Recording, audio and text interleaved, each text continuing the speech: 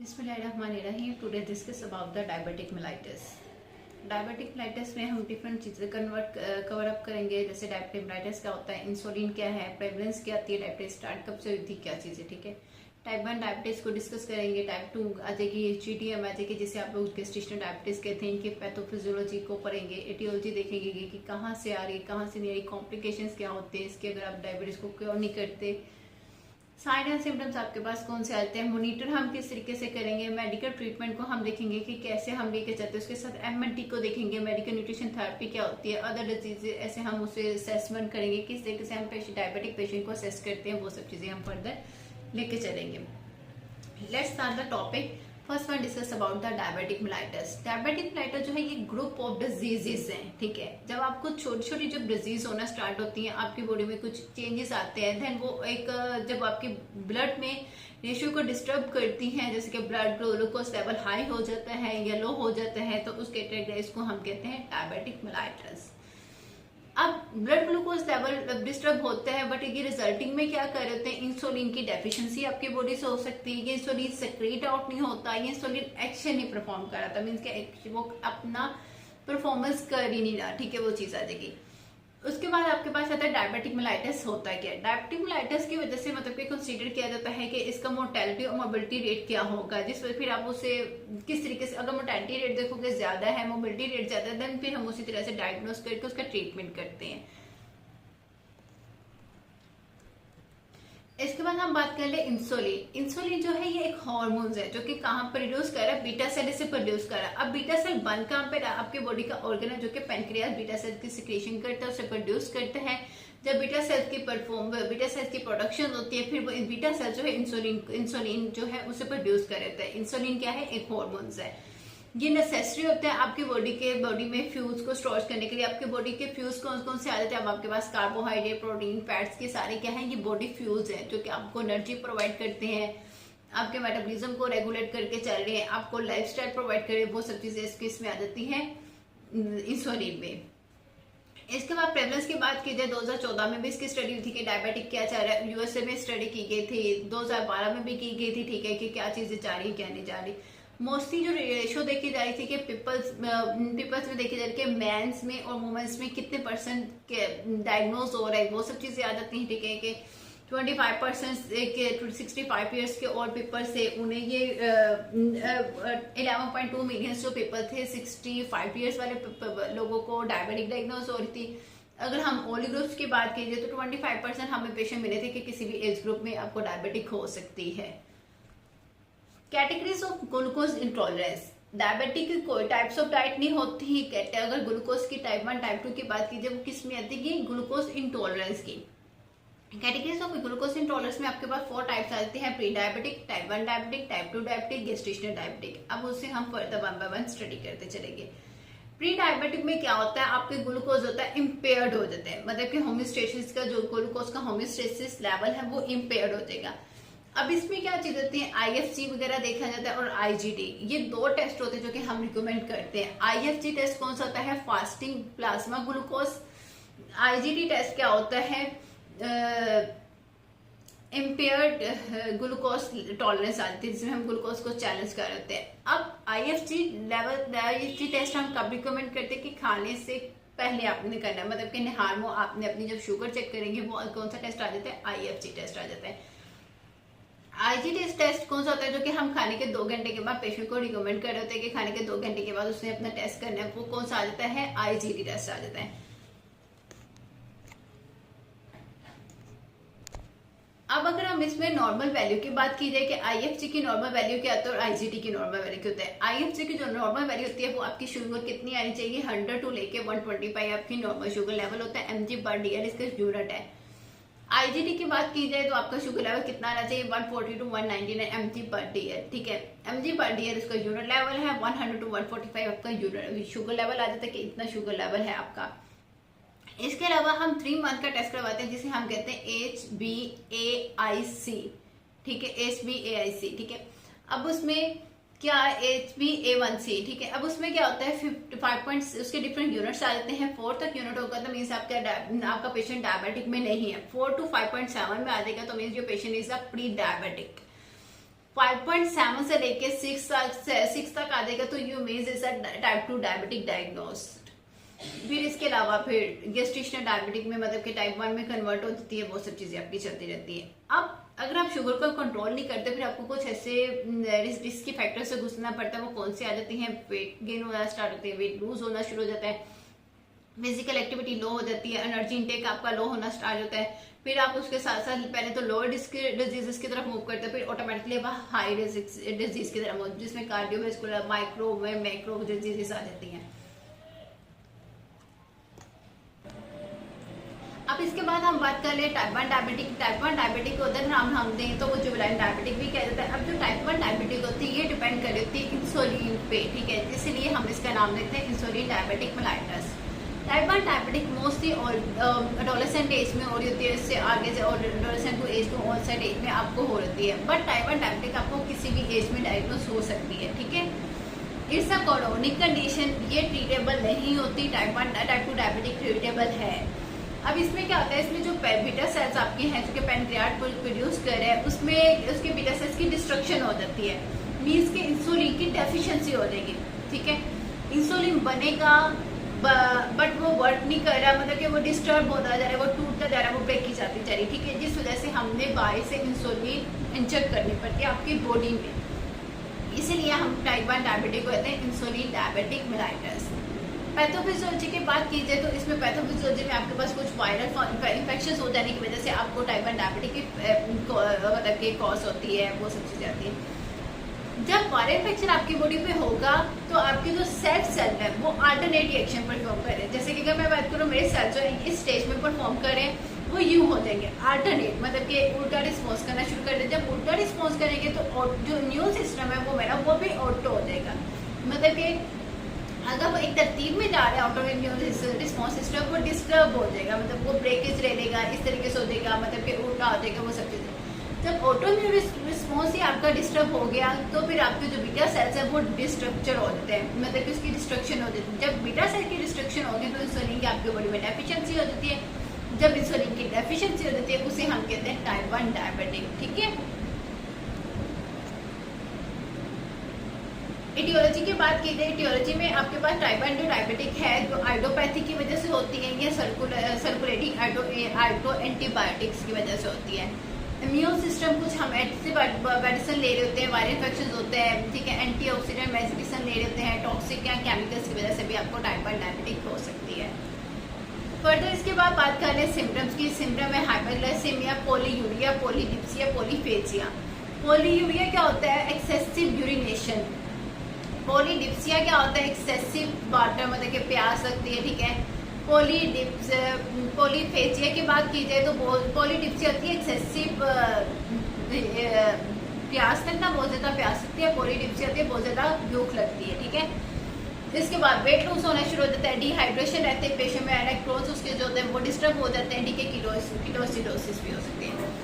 Complication की बात की जाए तो कॉम्प्लिकेशन हमारे पास कुछ डिफरेंट डिजीजेस आ जाती है, उनके ब्रांच की बात करें। कीटोसिडोसिस, माइक्रोवास्कुलर डिजीज, जो कि माइक्रोवास्कुलर डिजीज में कौन कौन से डिजीज आपके पास आती है? CST, coronary heart disease, PVD, peripheral vascular diseases, CVD, cerebrovascular disease. Microvascular disease जिसमें रेटिनोपैथी, न्यूरोपैथी और न्यूरोपैथी आ जाती है, ठीक है।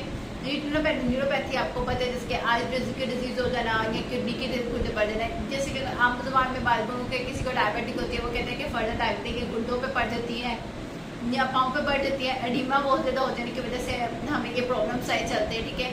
या आपकी आंखों में पड़ जाती है, ठीक है, मतलब कि पड़ जाती है, मतलब कि कॉजेज हो जाती है, कॉम्प्लिकेशन आपको आगे चल के हो सकती है। अगर डायबिटिक को इस स्टेज पे ट्रीट नहीं किया तो फिर फर्दर आपको कॉम्प्लिकेशन हो सकती है जिसमें डिजीज आ जाती है।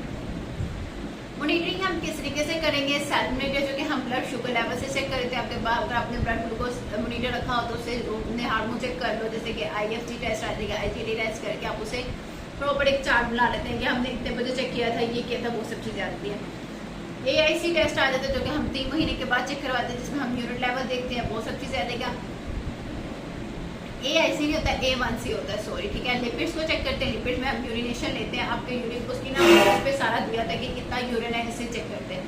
कीटोन से कहते हैं वेट को देख लेते हैं, अपनी ग्रोथ को देख लेते हैं कि क्या हमारा वेट लूज तो नहीं हो रहा, हमारी ग्रोथ तो नहीं डिस्टर्ब हो रही है, हम वालनट्स की तरफ तो जा रहे हैं, वो सब चीज़ें।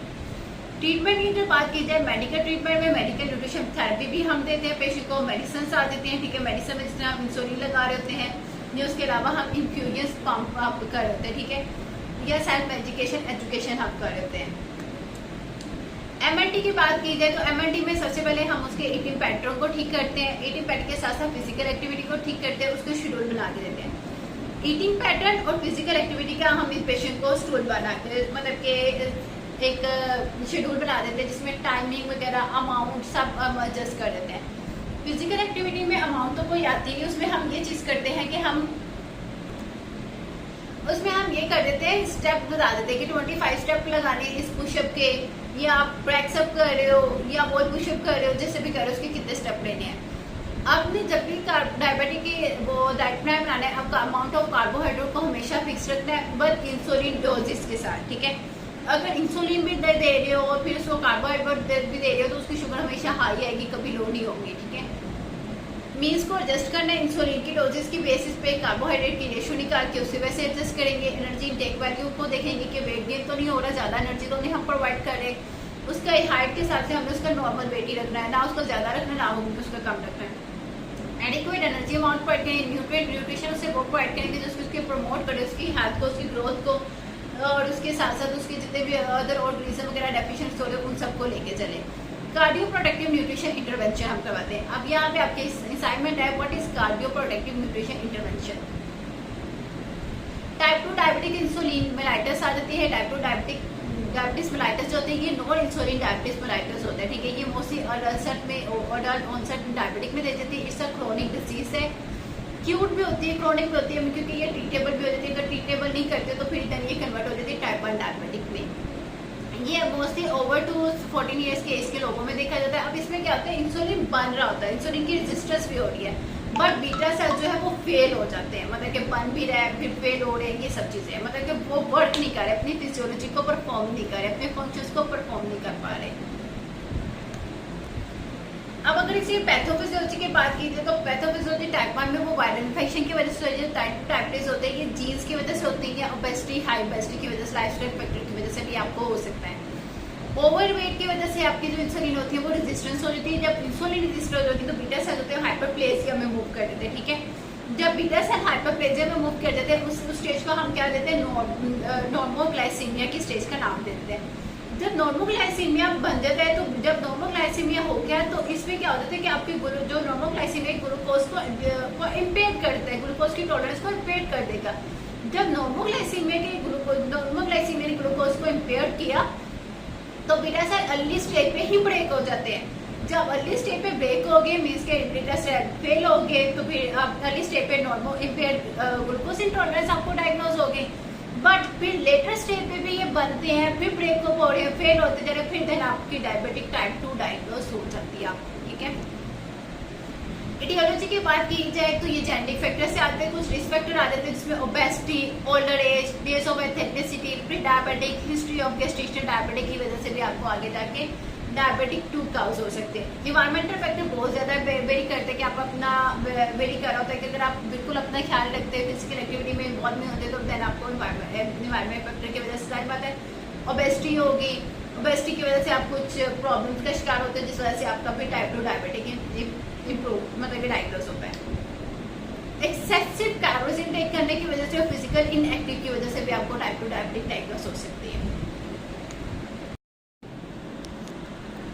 नेक्स्ट अगर हम इसके सिम्टम्स की बात की, सिम्टम्स में हाइपरग्लाइसेमिया, फटीग आ जाता है, एक्सेसिव भूख लगना, वो सब चीज़ें आती है, फ्रीक्वेंट यूरिनेशन वगैरह वो सब चीज़ें आ जाएगी। इसके साथ साथ ही विजन्स ब्लरी होना शुरू हो जाता है, मूड से होते हैं वो जल्दी हील अप नहीं होते, ठीक है। नम हाथों में इस साइड पे, हाथों की इस तली पे और पाँव के भी नीचे वाली साइड पे नमनेस वगैरह फील होना शुरू हो जाती है, ठीक है। ये सब चीज़ें रहती है। पेशेंट लेजीनेस रहता है, थका थका हार्ड टाइम महसूस करते हैं अपने आप को, वो सब चीज़ें इसके सिम्टम्स में आते हैं। क्लिनिकल फाइंडिंग में वही चीज़ आती है, ओबेसिटी, हाइपरटेंशन, डिस्लिपिडीमिया, हाइपरग्लाइसीमिया वगैरह वो सब चीज़ें। मॉनिटरिंग सेम हम जैसे टाइप 1 की कर रहे थे जैसे वैसे टाइप 2 की करेंगे। मेडिकल ट्रीटमेंट सेम जाता है, बट इसमें हम मेडिकेशन की तरफ ले आते हैं, फिजिकल एक्टिविटी ले आते हैं और न्यूट्रिशन इंटरवेंशन उसे करवा रहे होते हैं। इसके बाद अगर हम बात कर लें जीडीएम की, जीडीएम क्या होता है? जीडीएम है गैस्ट्रेशन डायबिटिक मेलाइटिस। इसमें क्या होता है? कार्बोहाइड्रेट इंटॉलरेंस हो रहे थे of various severity with onset और first recognization of the during the present pregnancy, not the same as well as to the type 1 diabetic and type 2 diabetic. It's be to the various amount में आपके पास आ जाती है world wide. अगर and इसकी बात कीजिए तो डिफरेंट रेशियोज आ जाती है कंट्री में, कब किसी में हो रही है किसी में नहीं हो रही, ठीक है। अगर आप 40% वुमेन्स में बात करें तो 20% वुमेन्स को डायबिटिक डायग्नोज हो जाती है ड्यूरिंग प्रेगनेंसी। एटियोलॉजी की ये प्री स्टेट डायबिटिक होती है कि ट्रीटेबल है। अगर इसमें इंसुलिन ज़्यादा हो जाने की वजह से, इसकी वजह से हम मार्क करते हैं इंसुलिन रेजिस्टेंस और जिसे हम डाल देते हैं जीडीएम का। अब जो जीडीएम है, जो अगर आप इसे टिप्पणी करते रहिए 80% आपको ओबेसिटी की तरफ ले जाती है, मतलब कि और आपके फिजिकल एक्टिव टाइप को लो कर देती है। Effect of diabetics on pregnancy पे बात की जाए, अगर आप डायबिटिक के होते तो आपको आगे जाके अगर आप उसको ट्रीटेबल नहीं लेते, सीधे मैनेज नहीं कर पाते, तो फिर abortion, preterm labour, infections, mental distress रहता है, मतलब कि आप स्ट्रेस में रहते हो, डायबिटिक रेटिनोपैथी, डायबिटिक न्यूरोपैथी वगैरह, इन सब की प्रॉब्लम्स आपको फेस करनी पड़ती है। फीटर और नियोनेटल हैजर्ड्स की बात की जाए तो अगर फीटर में देखा तो मैक्रोसोमिया हो सकता है, ठीक है, बर्थ इंजरी हो सकती है, ठीक है, डेथ होने के चांसेस होते हैं। अगर नियोनेटल में बात की जाए तो हाइपरथीमिया वगैरह इस सब के से मतलब कि मेंटल डिस्टर्ब होती है, उसकी रेस्पिरेशन सिस्टम नहीं चल रहा होता है, मतलब उसके जो सर्कुलेटरी सिस्टम है वो डिस्टर्ब होना शुरू होती है। जब सर्कुलेटरी सिस्टम डिस्टर्ब होते हैं एंड ऑफ द डेथ उसकी भी डेथ होने के चांसेस होते हैं। डायग्नोसिस की बात की जाए 2 स्टेप डायग्नोसिस होते हैं, जो कि मैंने आपको बताया कि किस तरीके से करते हैं, ठीक है। IFG और IgD के जरिए हम इसे टेस्ट कर रहे होते हैं, ठीक है। इसमें हम देखते हैं पेशेंट शुगर लेवल कितना जा रहा है, ग्लूकोज आ कितना रही है, ठीक है, फास्टिंग में कितनी आ रही है, रैंडम कितनी आ रही है, उन सब चीज़ों से हम उसे मॉनिटर कर लेते हैं। ओवरनाइट हमने हमेशा कुछ नहीं खाना था, खाने से कुछ न्यूट्रिशन की टिप्स आती जाती हैं, वो मैं आपको बता देती हूँ। सोने से 3 घंटे पहले हमेशा उसने अपना खाना मील अप ले लेना है। सोने से 3 घंटे पहले कुछ भी उसने खाना पी लेना है, पानी ना कुछ वगैरह कुछ देना है। पानी पीना चाहिए तो 1 to 2 सिप ले सकता है। कार्बोहाइड्रेट वगैरह आपने उसे मॉनिटर करके देना है। इंसुलिन जो होता है वो आप कैसे मॉनिटर करते हो, जो उसका वेट होता है एक्चुअल वेट को मल्टीप्लाई करते हैं 0.7 के साथ। अगर your patient is the first trimester, if your patient is the second trimester तो देन आप वेट को मल्टीप्लाई करोगे 0.8 के साथ। थर्ड ट्राइमेस्टर में होगा तो वेट को मल्टीप्लाई करते हैं 0.9 के साथ, ठीक है। तो फिर आपके इंसुलिन यूनिट आ जाते हैं। नॉर्मली अगर आप इंसुलिन यूनिट निकाल रहे हो, अगर वो प्रेग्नेंट वूमेन ना हो तो वेट को मल्टीप्लाई करेंगे 1.2 के साथ, उसका इंसुलिन यूनिट आपके पास आ जाता है कि इतने इंसुलिन लगाने। तो फिर पर डे में आप उसके मील के हिसाब से उसे डिवाइड कर देते हो, ठीक है। जैसे 4 यूनिट सुबह दे दिए, 8 यूनिट दे दिए, 32 यूनिट दे दिए, जैसे भी आते हैं फिर उस हिसाब से हम उसे डिवाइड कर देते हैं। 40 to 50% शुड भी कार्बोहाइड्रेट आपने देना है। 6 to 7 मील्स होते हैं जिसमें 3 मील्स और 3 to 4 स्नैक्स आपने लाजमी से देना है। बेड टाइम स्नैक प्रिवेंट करने की कीटोसिस वाला हो ना, इसमें कार्बोहाइड्रेट वैसे मतलब कि स्नैक्स टाइम दूसरे ना हो, ठीक है, जिसके फास्ट फूड वगैरह वो आपने रिकमेंड नहीं करनी। मेटरनल वेट भी चेक करते जाना है, ठीक है। अगर कोई प्रेग्नेंट है, अगर कोई प्रेग्नेंट नहीं है तो वैसे भी आपने उसका वेट भी चेक करते रहना, उसके शुगर लेवल को भी मेंटेन करते जाना है, कैसे जा रही कैसे जा रही। If your patient is the lactating period में होती है तो हम उसे 200 एक्स्ट्रा कैरीज दे देते हैं, क्योंकि डायबिटिक के प्लान के साथ 200 एक्स्ट्रा कैरीज ऐड करके उसे हम उसका डाइट प्लान बना के देते हैं, ठीक है। ये था आपका आज का टॉपिक। इसमें कोई भी प्रॉब्लम, कोई भी मसला चाहिए, कोई भी क्वेश्चन आप मुझसे पूछ सकते हैं। और तो क्या आपको समझ आ चुकी हो इस टॉपिक में, मैंने आपको एक असाइनमेंट बताई है, जब आप सुनेंगे तो आपको पता चल जाएगा मैंने क्या असाइनमेंट दी है। Thank you so much. अपना ख्याल रखना, मुझे अपनी दुआ में याद रखना। अल्लाह हाफिज़, टेक केयर, बाय बाय।